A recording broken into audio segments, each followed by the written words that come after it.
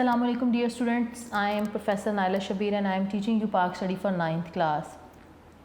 Today we are going to start our lecture number 30th and as you all know we have started chapter number 3 that is about land and environment of Pakistan, यानी पाकिस्तान के ज़मीन और माहौल जो है उसके हवाले से हम बात कर रहे हैं अपने चैप्टर नंबर 3 में। बहुत सारी चीज़ें हम इस चैप्टर में की डिस्कस कर चुके हैं।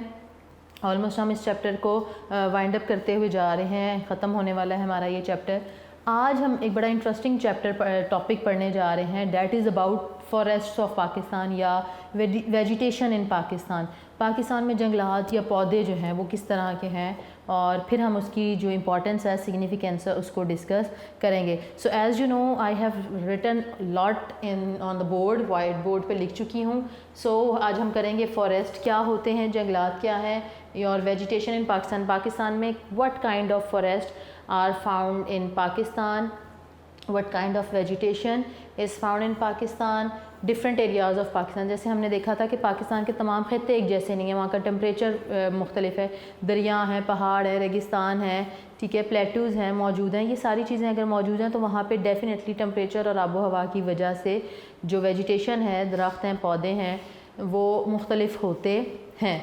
सो इस चीज़ को भी हम देखेंगे और उसके बाद हम डिस्कस करेंगे इंपॉर्टेंस ऑफ वेजिटेशन या जंगलात के फ़ायदे या इंपॉर्टेंस ऑफ फॉरेस्ट या वेजिटेशन, इसको हम डिस्कस करेंगे। So if you see on the left hand I have written all the important points और all the relevant headings for जंगलात की अहमियत या इंपॉर्टेंस ऑफ फॉरेस्ट। ये अगर आप इसको देखो, आप इसका स्क्रीनशॉट भी ले सकते हैं इस चीज़ का और आप इसको प्रॉपर देख सकते हो कि मैंने किस तरह से इसको हेडिंग लिखी है। उर्दू वेरिएंट की बुक के अंदर तो ये तमाम हेडिंग्स जो हैं वो लिखी हुई हैं और आपके नोट्स में भी मौजूद हैं। पाकिस्तान की आबो हवा की फ़र्क से की वजह से यहाँ पे मुख्तलिफ़ किस्म के जंगलात या पौधे जो हैं, पेड़ पौधे, वो पाए जाते हैं। अगर हम देखें पाकिस्तान के नॉर्दर्न एरियाज़ में या पाकिस्तान के नॉर्थ वेस्टर्न एरियाज़ में, तो वहाँ पर बारिशें जो हैं वो दूसरे इलाकों की निस्बत ज़रा ज़्यादा होती हैं, गर्मियों में भी ज़्यादा होती हैं और सर्दियों में भी ज़्यादा होती हैं। तो इन इलाकों में मरी, एबटाबाद, मानसेरा, चित्राल, सवात, दीर वगैरह के इलाके शामिल हैं। यहाँ सदाबहार जो जंगलात हैं वो पाए जाते हैं।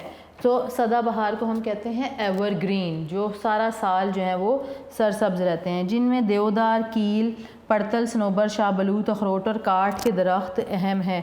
सो इसको मैं इंग्लिश में कहूँ, so deodar trees, firs, blue pine and spruce tree जिसे सनोबर कहते हैं, pine and high quality of timber yard, जो हमारे पास आला इमारती लकड़ी है, टिम्बर यार्ड इसको बोलते हैं, जो कि स्पेशली बिल्डिंग्स वगैरह बनाने में इस्तेमाल होती है, उसको हम कहा जाता है इमारती लकड़ी कहते हैं। इसके अलावा आपको ड्राई फ्रूट्स, मेवाजात वगैरह जो हैं वो भी यहाँ से मिलते हैं। उसके बाद हम देखते हैं कि हमारे पास है पहाड़ी दामनी इलाकों के जंगलात। इनके ऐसे माउंटेन्स जो कि फुट हिल एरियाज़ का मतलब है कि जो बड़ी बड़ी हिल्स हैं या माउंटेन्स हैं, उनके बिल्कुल नीचे बॉटम पे कुछ एरियाज़ बनते हैं, तो वो फुट हिल एरियाज़ होते हैं, पहाड़ी दामनी इलाके। इनमें फुलाई, काहू, जंड, बेर, तूत, सुंबल के दरख्त मिलते हैं। और ये कौन कौन से एरियाज़ हैं? पेशावर, मर्दान, कोहाट, अटक, रावलपिंडी, जेहलम और गुजरात। ये वो इलाके हैं जो बहुत ज़्यादा हाइट पे नहीं है, लेकिन जितनी भी माउंटेन्स जो बड़ी बड़ी हैं उनके कह लो के पाँव पे हैं या उनके बिल्कुल एंड पे हैं, ये नीचे की तरफ, तो इसलिए इन्हें फुट हिल जो एरियाज़ है वो कहा जाता है। फुलाही, काऊ, जान, acacia, wild olive and blackberry trees are found here. ठीक है, उसके बाद अगर हम देखें तो हमारे पास आ जाता है बलूचिस्तान के अंदर, सूबा बलूचिस्तान में कोयटा और क्लार डिवीज़न। क्योंकि Balochistan is the area which is driest area of Pakistan, जिसे ड्राई खुश्क इलाका है पाकिस्तान का वो, तो वहाँ पर ज़्यादातर आपको जो हैं वो मिलेंगी, बुशेस मिलेंगी, थॉर्नी ब्रुशेस मिलेंगी, जो खारदार झाड़ियाँ होती हैं कांटों वाली, वो मिलेंगी। इसके अलावा आपको वहाँ पे ट्रीज़ ऑफ माजू मिलेंगे, पाइन नट्स, ये शतूत जो है, तूत इसे कहा जाता है। इसके अलावा आपको ब्लैकबेरी मिलेगा, पॉपुलर जो है it's a name of tree, ये आपको मिलेगा। ये वो पॉपुलर नहीं है मशहूर वाला, पॉपुलर ही कहा जाता है, बस थोड़ा सा इसको POPLAR, पॉपुलर। फिर इसके अलावा हमारे पास कुछ मैदानी इलाके जो प्लेन एरियाज़ हैं, वहाँ पे जहाँ जहाँ रिवर्स हैं वहाँ के कुछ एरियाज़ हैं जिसमें शीशम, पॉपुलर, शहतूत, सुंबल, जामुन, धरेक, सफ़ेदे वगैरह के दरख्त हैं। और ये कौन कौन से इलाकों में आपको दरख्त मिलेंगे? छांगा मांगा, चीचा वतनी, टोबा टेक सिंह, शोरकोट, बहावलपुर, तौनसा, सखर, कोटरी और गद्दू में, ठीक है। और इसके अलावा यहाँ पर जो प्लेन एरियाज़ हैं, आपकी बुक में तो नहीं लिखा हुआ बट फॉर योर इंफॉर्मेशन मैं बताती चलूँ कि बेला रिवर्स होते हैं, फॉरेस्ट ऑफ बेला, इनके जंगलात के जो होते हैं, ऐसे जंगलात जो बिल्कुल दरिया के पास पास हों, उन्हें हम बेला के जंगलात कहा जाता है, वो यहाँ पर मौजूद होते हैं ये। और इसके अलावा you can see trees along with the highways, जो आपकी हाईवेज़ हैं उनके आप इर्द गिर्द देख सकते हो, कैनाल जो है, नहरें, उनके इर्द गिर्द भी आपको बहुत सारे दरख्त जो हैं वो नज़र आते हैं। यहाँ तक तो आपने देख लिया कि जो पाकिस्तान के माउंटेन एरियाज़ हैं या फुटिल एरियाज़ हैं या प्लेन एरियाज़ हैं या ड्राई एरिया ऑफ पाकिस्तान है, वहाँ पे what kind of vegetation is found, किस तरह की पाई जाती है। So this is a brief introduction of vegetation और forest in Pakistan. So when you have to start, when you are supposed to write this answer, so you have to start your answer with the forest। उसका brief से introduction देंगे जिसमें vegetation इन पाकिस्तान को आप highlight करेंगे, discuss करेंगे, then आप उसकी इंपॉर्टेंस ऑफ वेजिटेशन यानी जंगलात के फ़ायदे और अहमियत की तरफ हम जाएंगे, ठीक है। ये पोर्शन अगर मैं इसको यहाँ से थोड़ा सा अलहदा इसको कर दूँ, ये हमने देख लिए दोनों पॉइंट्स। अब हम बात करेंगे इम्पॉर्टेंस ऑफ वेजिटेशन पे कि ये जंगलात हमारी इंसानी ज़िंदगी में क्यों अहम है। पाकिस्तान के अंदर जो जंगलात हैं वो किस तरह से सोर्स हैं या किस तरह से वो पाकिस्तान के लोगों के लिए फ़ायदा मंद है, किस तरह के बेनिफिट्स वो पाकिस्तान के लोगों को प्रोवाइड कर रहे हैं। सो ये हमने दरमियान में लिखा जंगलात की अहमियत। अगर ऑनलाइन क्लासेस इस तरह से ना होती, यूजली ये क्वेश्चन मैं क्लास में इस तरह से करवाती हूँ कि मैं क्लास में बच्चे बैठे होते हैं तो मैं उन्हें कहती हूँ कि you can take 5 minutes and think about the importance of forest, कि what kind of benefit you can get from the rivers, from the forest. आप दरख्तों से क्या फ़ायदा हासिल कर सकते हैं, क्योंकि छोटे होते हमने कुछ ना कुछ इसके बारे में पढ़ा होता है। सो फिर जब वो सब पॉइंट्स बताते हैं तो बहुत ज़्यादा पॉइंट्स हमारे पास आ जाते हैं, डिफरेंट भी होते हैं, कहीं सेम बच्चे बता देते हैं। अभी चूँकि हमारी ऑनलाइन क्लास इस तरह से है कि मेरा सिर्फ यही है कि आप मुझे कमेंट्स में अपने बता सकते हैं या फ़ोन करके बता सकते हैं।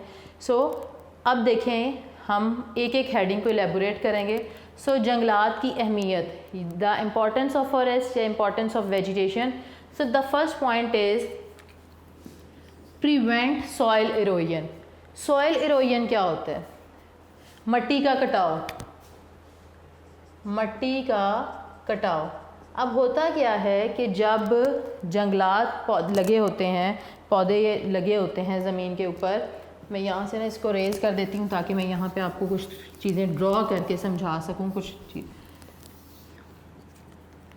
फॉर एग्ज़ाम्पल ये हमारे पास ज़मीन है, ठीक है, ये हमारे पास लैंड है और इस पे जी उगे हुए हैं ये दरख्त, अजीब से दरख्त लग रहे हैं बट एनी हाउ ये हमारे पास दरख्त है, ठीक है। अब होता क्या है कि ये भी हम यूँ कर लेते हैं दरख्त, जब पानी यहाँ पे इससे गुज़रता है, ठीक है, या हवा चलती है, तो होता क्या है कि हवा और पानी जो है या आंधी जब आती तो अपने साथ मट्टी को उड़ा के ले जाते हैं, मट्टी के पार्टिकल्स को। लेकिन जब दरख्त मौजूद होते हैं तो क्या होता है कि पानी का जो फ़्लो है वो रुक जाता है और जो ज़मीन का कटाव है वो कम होता है। मींस क्योंकि पानी इसकी स्पीड कम हो जाती है ये हवा की, तो इनसे टकराने के बाद तो यहाँ से जो ज़मीन है वो उखड़ नहीं सकती या फट नहीं सकती, या उसको कैसे उसकी इरोजन जो है वो पॉसिबल नहीं होती है, ठीक है। और ये रिवर्स किस तरह से, अगर मैं यूँ कहूँ कि नॉर्दर्न एरियाज़ की बात करें तो हमारे पास फॉर एग्ज़ाम्पल ये एक पहाड़ है, ठीक है, यूँ पहाड़ है और इन पहाड़ों पे ये दरख्त है।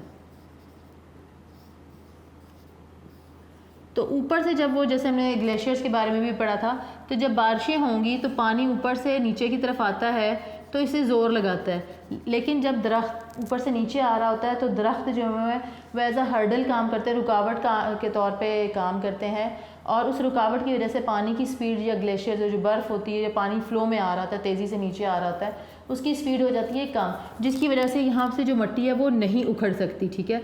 फॉर एग्ज़ाम्पल यहाँ पे रिवर्स ये समझो दरख्त हैं वो ना हों और ये पानी जो है ये आए, तो ये जब इधर नीचे की तरफ ज़ोर लगाएगा तो यहाँ से ज़मीन उखड़ना शुरू हो जाएगी, ठीक है। तो इस तरह से ये शेप बन जाती है। लेकिन ये साल का जो है प्रोसेस है, ये कोई बहुत शॉर्ट टर्म प्रोसेस नहीं है, लॉन्ग टर्म प्रोसेस होते हैं, काफ़ी अरसा लगता है इन चीज़ों को। ये प्रिवेंट करते हैं सॉइल इरोजन को। तो northern mountain areas they receive much rainfall, this rain water from mountains come down from the slopes with the great speed and falls into the river.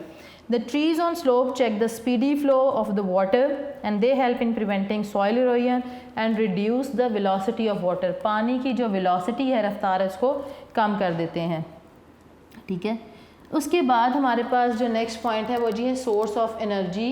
और सोर्स ऑफ एनर्जी कहते हैं तवानाई के हसूल को।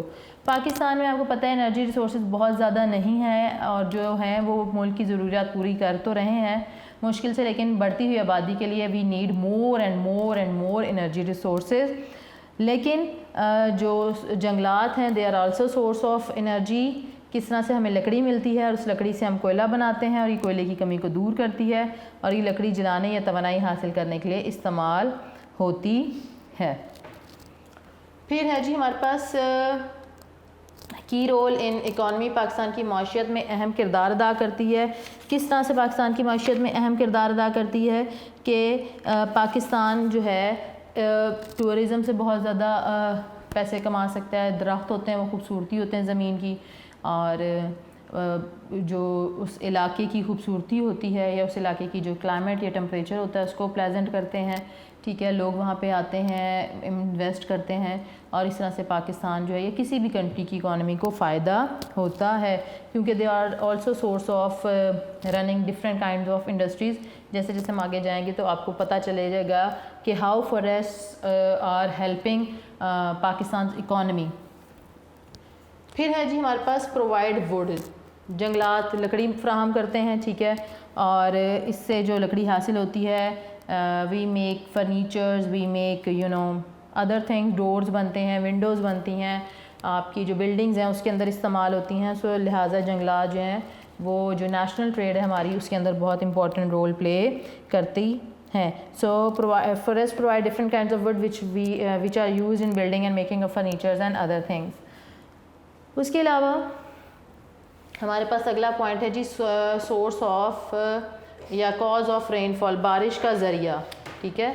तो बारिश का ज़रिया कैसे बनते हैं कि जहाँ पे भी दरख्त मौजूद होते हैं उसकी मौजूदगी से हवा के अंदर जो आपके वाटर वेपर्स हैं उनकी तादाद में इजाफा हो जाता है। मीन जहाँ पे भी दरख्त ज़्यादा होंगे वहाँ बारिश ज़्यादा होगी, क्योंकि हवा में वो नमी को इंक्रीज़ कर देते हैं जिसकी वजह से रेनफॉल होती है, ठीक है। So this is also a source of rainfall या कॉज ऑफ रेनफॉल। फिर हमारे पास अगला टॉपिक आ जाती है, अगली हेडिंग पॉइंट आ जाता है जी प्रमोट टूरिज़म, सियाहत को फ़रोग। जैसे भी मैंने बताया कि किसी भी इलाके की आबो हवा को फ़रोग देते हैं, आबो हवा को खुशगवार बना देते हैं, और पाकिस्तान के अंदर जंगलात जो है सियाहत को फ़रोग देते हैं। किस तरह से कि पाकिस्तान के बहुत सारे शुमाल मगरबी इलाके, पहाड़ी मकामात ऐसे हिल स्टेशन हैं जहाँ लोग विज़िट करते हैं और बहुत ज़्यादा हेल्दी इन्वायरमेंट होता है वहाँ पे, जिसकी वजह से लोग वहाँ जाते हैं, विज़िट करते हैं और वहाँ पे इकॉनमी जो है वो जनरेट होती है और फ़ायदा होता है, ठीक है। तो लोग आके वहाँ पे घूमना फिरना पसंद करते हैं। और मरी जैसे है हिल स्टेशन, आप नॉर्दर्न एरियाज़ में नारान कगान जाते हैं और स्कर्दू जाते हैं लोग गिलगित चले जाएंगे, ठीक है, शोगरान चले जाएंगे। बहुत सारे ऐसे हिल स्टेशन हैं जहाँ पर लोग जाके विज़िट करते हैं। उसके बाद जी हमारे पास 7th पॉइंट है, आपको नज़र आ रहा होगा, सोर्स ऑफ डिफरेंट इंडस्ट्रीज़। ये मुख्तलिफ़ किस्म की सनतें हैं, उनके लिए रॉ मटेरियल भी प्रोवाइड करते हैं और उनको चलाने का भी बाइस हैं। फॉर एग्ज़ाम्पल अगर मैं यूँ बात करूँ कि जो इंडस्ट्री है आपकी, जिसमें आप लोगों ने रेशम का कीड़ा जो है, सिल्क वॉर्म जो है, उसके बारे में सुना ही होगा, ठीक है। So forest are source of liquid and silk cocoon industry and they also provide us with mushroom, honey and gum. आपको शहद भी मिलता है, गम भी मिलती है, दरख्तों पे एक लिक्विड सा आ जाता है, कुछ दरख्त वो उसको आप एज अ गम गोंद के तौर पे इस्तेमाल करते हैं, ठीक है। इसके अलावा आप वहाँ से मशरूम भी हासिल करते हैं। लाख और रेशम साजी, इन कुछ ऐसे दरख्त होते हैं यहाँ पे, रेशम का कीड़ा, सिल्क वॉर्म जो है वो रहता है, उससे आपको पता है उससे थ्रेड बनता है रेशम का, बड़ा खूबसूरत और फाइन क्लॉथ हमारे पास आता है। सो ये बहुत इम्पॉर्टेंट है, ठीक है। वैक्स वगैरह भी इससे, मोम वगैरह भी बनता है, ठीक है। उसके बाद है जी हमारे पास 8th पॉइंट जो कि हम कह सकते हैं sources of fruits and vegetable. Yes, जो फॉरेस्ट हैं दे प्रोवाइड अस फ्रूट्स, दरख्तों से हमें फल भी हासिल होते हैं, हमें सब्जियां भी मिल जाती हैं जो पौधे होते हैं उनसे, ठीक है। और फल और सब्जियां आपको पता है इंसानों की खुराक है, इंसान उसको खाते हैं, ठीक है। उसके बाद है जी फूड फॉर एनिमल्स, हमें जानवरों के लिए जो चारा है वो भी यहाँ से मिलता है, ठीक है। सो दे फॉरेस्ट जो हैं they provide fodder for animals. तो फूडर जो है वो यहाँ से मिलता है, फूडर कहते हैं चारे को, ठीक है। हम इसको मैं अगर यूँ लिख दूँ फूडर फॉर एनिमल्स, तो जानवरों के लिए जो खुराक है, ये चारा है, वो भी हमें दरख्तों से हासिल होता है। फिर reduce the intensity of temperature की बात करें तो जहाँ पे बीचेस एरियाज़ में भी दरख्त मौजूद होते हैं, फॉरेस्ट मौजूद होते हैं, वहाँ पे हवा के अंदर थोड़ी सी नमी आ जाती है, हवा माहौल खुशगवार हो जाता है, ऑक्सीजन बहुत ज़्यादा हो जाती है।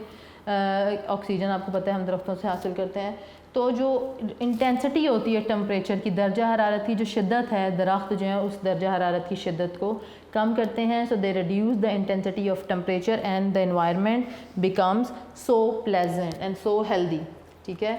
उसके बाद हम बात करते हैं हर्ब्स एंड मेडिसन। जो दरख्त हैं उनसे हमें जड़ी बूटियाँ और दवाइयाँ भी मिलती हैं, इनके उन्हीं जड़ी बूटियों से हम मेडिसिन बनाते हैं। So they are very good source of getting herbs and then for medicine industry, जो आपकी फार्मास्यूटिकल इंडस्ट्री है, उसके लिए आपको यहाँ से कुछ ना कुछ जड़ी बूटियाँ मिल जाती हैं जिससे मेडिसिन वगैरह बनती हैं।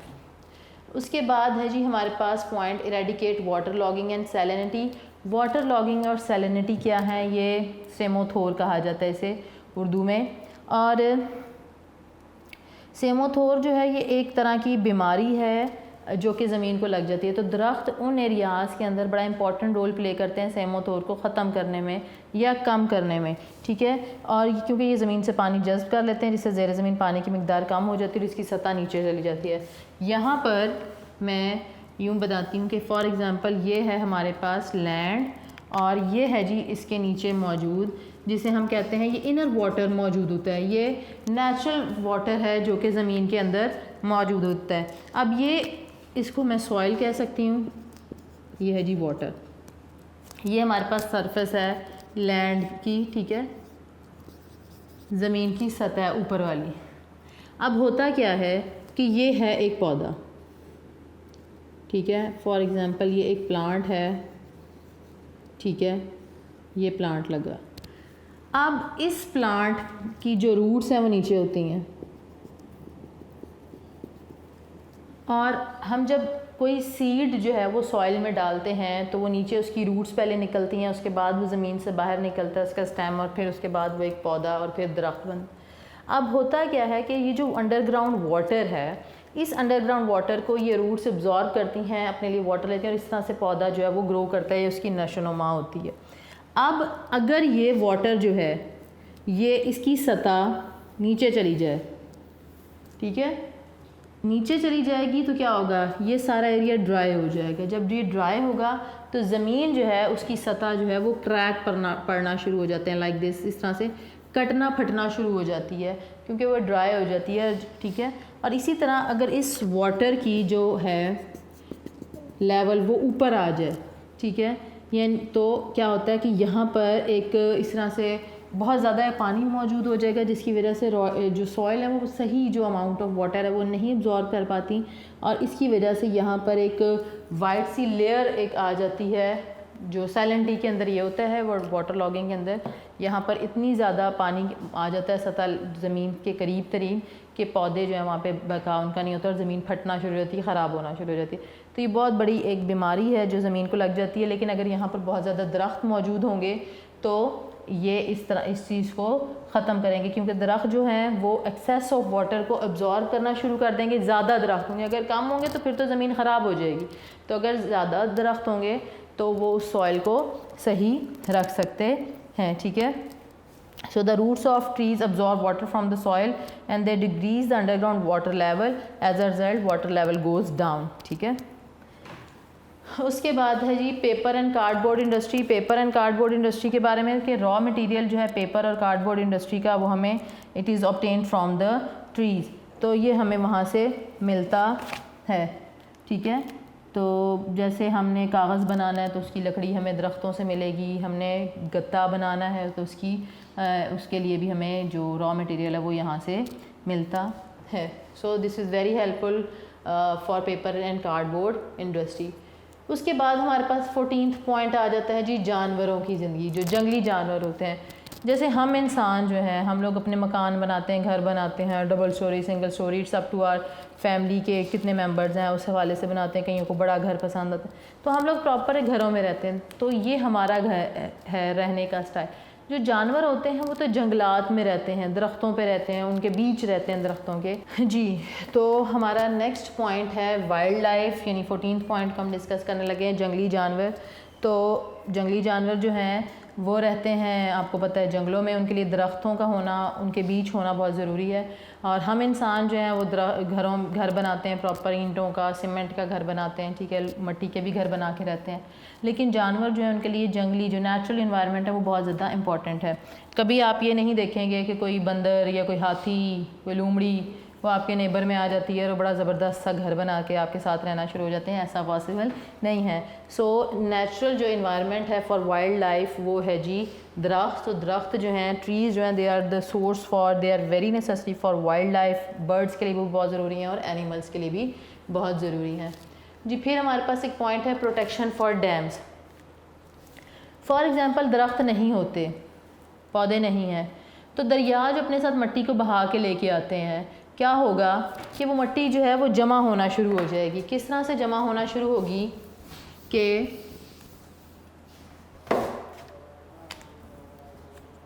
ये रिवर है, ये मट्टी लेके आ रहा है अपने साथ, ठीक है, ये एक रिवर है, ये मट्टी ला रहा है अपने साथ। अब फॉर एग्ज़ाम्पल ये आ गई एक कोई स्ट्रीम है, कोई नदी है, ठीक, और ये इसके अंदर इतना पानी है, ठीक है।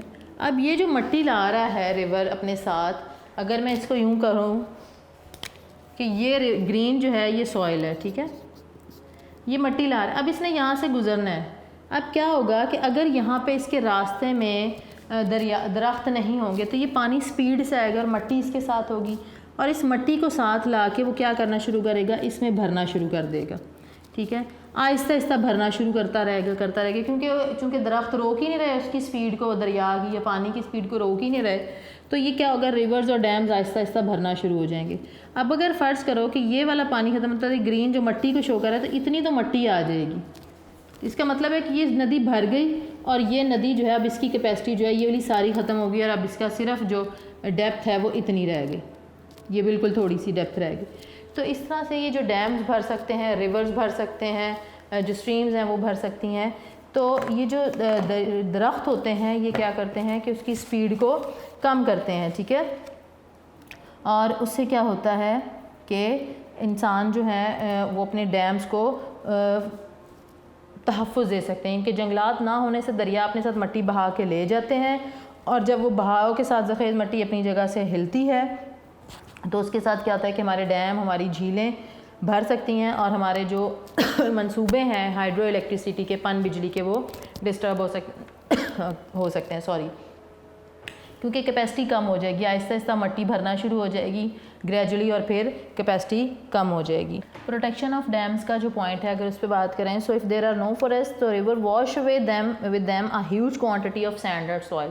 सैंड और सॉइल को लेके वो साथ अपने चलेंगे, पानी लेके, और जहाँ जहाँ से रिवर गुजरेगा वहाँ वहाँ मट्टी को डिपॉज़िट कराते जाएंगे, जमा कराते जाएंगे। जोग्राफ़ी के अंदर ये कुछ टर्म्स हैं, डेपोजिशन है, ट्रांसपोर्टेशन है और इरोजन है। इरोजन होता है ज़मीन का कटाव, ट्रांसपोर्टेशन होता है कि उस मिट्टी को या पार्टिकल्स को फिर एक जगह से दूसरी जगह पानी या आंधी या जो भी सोर्स है वो लेके जाता है। उसके बाद फिर उसको कहीं डिपॉज़िट भी कराता है, कहीं छोड़ भी देता है। तो अगर रिवर्स को दरख्त कंट्रोल नहीं करेंगे, दरख्त रोकेंगे नहीं, तो मट्टी इस तरह से इरोजन बहुत ज़्यादा होती जाएगी। तो दे में fill the dams and artificial lakes of Pakistan. So as a result storage capacity जो है वाटर की डैम्स के अंदर या लेक्स के अंदर it is decrease and less quantity of water is available for agriculture and industries. तो फिर हमारे पास पानी की कमी हो जाएगी। फिर है जी हमारे पास सॉइल इंटैक्ट, मट्टी का जो इंटैक्ट है या उसकी जो ज़रख़ेज़ी है उसको बरकरार रखने के लिए कि उसकी जड़ें, उसकी मजबूती, ज़मीन की जो मजबूती है उसको बरकरार रखती है, ये दरख्त बरकरार रखते हैं, ठीक है। और अगर इस तरह से हम बात करें कि द रूट्स ऑफ ट्रीज़, जो दरख्तों की जड़ें होती हैं, they keep the soil intact, वो उस मट्टी का जो मजबूती है उसको बरकरार रखती हैं। They control the erosion of soil, they hold soil by preventing rain from washing and taking the fertile layer of soil away. अब दरख्त जब होते हैं तो चाहे बारिश हो रही है या पानी आ रहा है तो वो इरोजन कम होती है। जब इरोजन कम होती है तो वो जो जड़ें होती हैं वो ज़मीन के नीचे, आप कभी पौधा जड़ नीचे ज़मीन से उखाड़ो तो आप देखते हो कि उनकी जड़ों के साथ कुछ मट्टी साथ बिल्कुल जुड़ी होती है, फिर उसको आप अलहदा करते हो। तो वो रूट्स जो होती हैं किसी भी दरख्त की, वो ज़मीन की मट्टी को अपने साथ जोड़े रखती हैं मजबूती से, और इसलिए वो ज़मीन वहाँ से मजबूत रहती है और उसकी जो फर्टाइल लेयर है उसको वॉश अवे नहीं कर सकता फिर पानी वहाँ से, ठीक है। सो इस तरह से जो फर्टिलिटी ऑफ सॉइल है वो भी मेंटेन रहती है, ठीक है। हम लोगों ने ऑलमोस्ट सारे पॉइंट्स जो हैं वो डिस्कस कर लिए हैं। अगर इसके अलावा इन 16 पॉइंट्स के अलावा भी आपके माइंड में कोई पॉइंट आता है तो आप उसको भी लिख सकते हैं, ठीक है। और लास्ट में अपने इस लेक्चर को इस तरह से हम कंक्लूड कर सकते हैं कि ये सारे आपने जंगलात की अहमियत भी पढ़ ली, इसके फ़ायदे भी देख लिए, कितना इम्पोर्टेंट सोर्स है फॉरेस्ट, और इनके बगैर हमारी ज़िंदगी जो है वो बिल्कुल नामुमकिन है ऑलमोस्ट। तो पाकिस्तान में जंगलात का तहफ़्फ़ुज़ जो है वो बहुत ज़रूरी है और पाकिस्तान जो है वो इस सिलसिले में काम भी कर रहा है। पाकिस्तान जंगलात को इंक्रीज़ करने के लिए, टू इंक्रीज़ द फॉरेस्ट, बहुत ज़्यादा काम कर रहा है डिफरेंट लेवल्स पे। एक डिपार्टमेंट है, डिपार्टमेंट ऑफ फॉरेस्ट्री पाकिस्तान का, जो कि इसमें बहुत ज़्यादा एक्टिव है और दरख्त लगाने के लिए हर शहरों में नर्सरीज़ जो हैं वो बनाई जाती हैं, जहाँ पे चीप प्राइसेस पे भी और नॉर्मल अफोर्डेबल प्राइसेस पे भी आपके प्लांट्स आपको मिल जाते हैं, सीड्स मिल जाते हैं कि आप दरख्त जो हैं वो उगा सकें। और बहुत सारे लोगों को शौक़ भी होता है प्लांटेशन का, ठीक है। So the government of Pakistan has taken many steps to increase the area of forest and department of forestry is trying hard in this connection, and nurseries are established in all the big cities. Plants are available from the nurseries at reasonable prices, so you can get plants at reasonable prices from these जो nurseries हैं, ताकि आप दरख्त लगाएं। दरख्त जो हैं बहुत इंपॉर्टेंट है, हमें ऑक्सीजन भी प्रोवाइड करते हैं, ठीक है। सो यहाँ पे आप एक पॉइंट लिख भी सकते हैं कि they are source of oxygen for human, तो ह्यूमन के लिए भी बहुत ज़्यादा बड़ा सोर्स है ऑक्सीजन का। यहाँ तक तो हमारा ये जंगलात वाला टॉपिक जो है वो ख़त्म हो गया, ठीक है। I do hope you have understood all the concept, all the topics regarding this lecture. इंशाल्लाह ताला नेक्स्ट लेक्चर में आपसे मुलाकात होगी और एक नए टॉपिक के साथ। अपना बहुत सारा ख्याल रखिएगा, अपने पेरेंट्स को, अपने टीचर्स को दुआ में याद रखिएगा, क्योंकि वो आपकी कामयाबी के लिए दुआगो होते हैं, आप उनके लिए दुआ करें। और अपना बहुत सारा ख्याल रखिएगा। मिस नाइला शब्बीर को दें इजाज़त, अल्लाह नेगहबान।